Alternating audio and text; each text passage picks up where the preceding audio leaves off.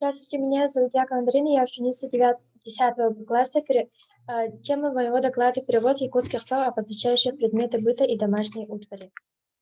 Цель данной работы — определить якутские слова, обозначающие предметы быта домашней утвари. Рассмотреть их перевод на русский язык. Задача — найти слова, обозначающие предметы быта и домашней утвари из рассказа якутских писателей. Составить список якутско-русских эквивалентов слов, обозначающих предметы быта домашней утвари.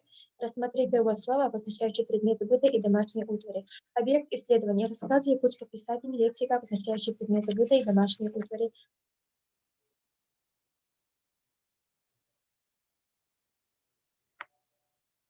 Таким образом, из вышеуказанных рассказов были определены слова, обозначающие слова предметы быта домашней утвари.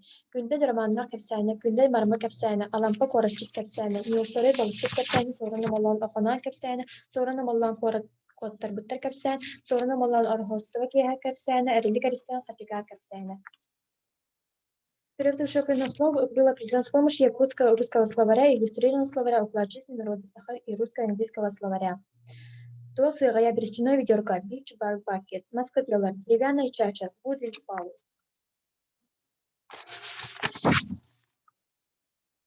Определить перевод якутских слов, обозначающие предметы быта и домашней утвари, можно разделить на следующие группы. Перевод заимствованных слов: часка, чашка, тарелка, тарелка. Якутские русские эквиваленты: олопос, стул, бытык, мутовка.